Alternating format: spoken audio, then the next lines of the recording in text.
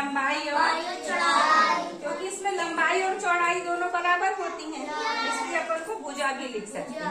पर विमाएं कितनी है? दो, लंबाई और चौड़ाई, लेकिन ऊंचाई नहीं है, इसलिए इसको अपन 2D आकृति कहते हैं। ठीक है ना। इसी तरह अपन देख लेंगे त्रिभुज। ठीक है, इसमें विमा दो ही है, लंबाई और चौड़ाई, भले इसमें कोने 3 है, तो ये त्रिविम नहीं हुआ, क्योंकि ऊंचाई विमा यानी लंबाई चौड़ाई और ऊंचाई। ठीक है ना। ये इसके बाद अपन देखेंगे वृत्त। इसमें भी लंबाई है और चौड़ाई, लेकिन त्रिविम का मतलब होता है, द्विविम का मतलब क्या हुआ? जिसमें लंबाई है और चौड़ाई।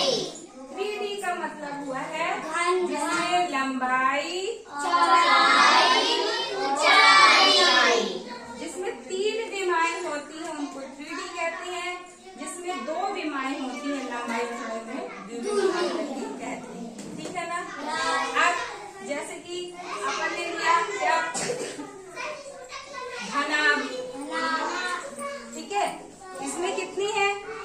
लंबाई भी है, चौड़ाई भी है और ऊंचाई भी है, तो ये त्रिविम आकृति कहलाई। ठीक है, समझ में आया। जैसे कि ये डस्टर, डस्टर में क्या है?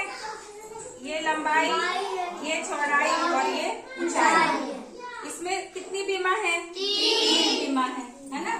लेकिन यदि अपन अपना एक कागज में दिखा रही हूँ लोगों को, ये क्या है? आयत। इसमें क्या है? लंबाई और चौड़ाई। क्या ऊंचाई है? इसलिए 2 विमा कहलाई कि त्रिविम कहलाई? त्रिविम कहलाई। ये डस्टर में क्या है? लंबाई है, मतलब जिसमें 3 विमा है वो त्रिविम है, जिसमें 2 विमा है वो विमा यानी लंबाई चौड़ाई। ठीक है ना। तो अब अपन ने देखा घनाभ। घनाभ बनेगा किससे? आयत से, क्योंकि उसमें जो एक तल है ये आयत जैसा है ना, है ना।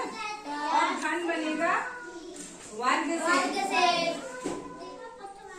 अभी अपन इसकी केवल आकृतियां पढ़ रहे हैं, फिर अपन इनकी तल, शीट्स, ठीक है, और कोरे पढ़ेंगे, किनारे। ठीक, जब बड़ी कक्षा में जाओगे तो कोर बोलेंगे, अभी किनारे। तो पहला हुआ घनाभ, दूसरा तीसरा बेलन। इसमें भी लंबाई भी है और चौड़ाई भी है और ऊंचाई भी है।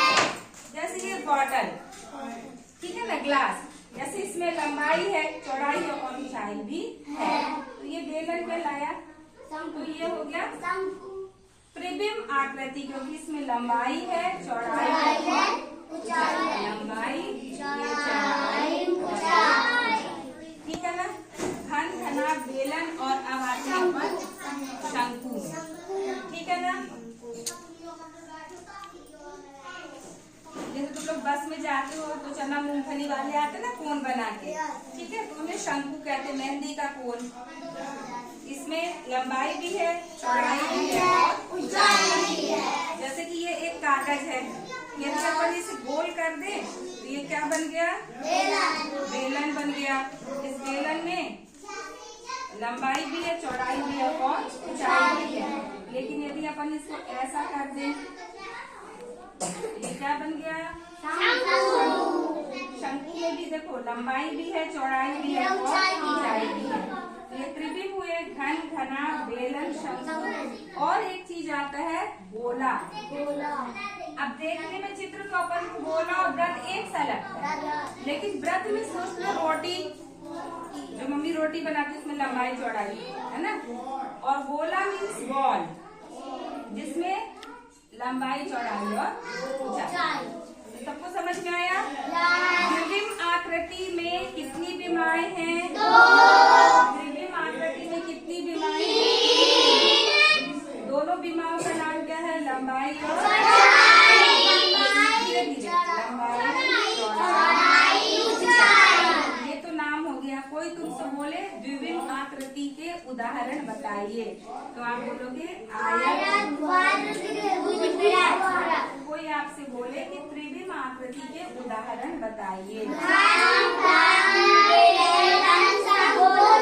कोई आपसे बोले कि तुम्हारे आसपास कोई आयत जैसी कोई भी एक चीज हो, दीपेश कोई एक आयत का उदाहरण दिखाओ जो तुम्हारे आसपास तुम्हें दिख रहा है।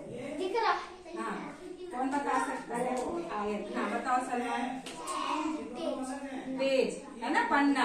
बैठो, तुम बताओ तुम्हारे आसपास की त्रिविम आकृति का कोई उदाहरण बताओ जो तुम्हारे आसपास दिख रहा है। त्रिविम का घनाभ का बता दो, घन का बता दो। हाँ, घनाभ क्या है मैंने बताया अभी।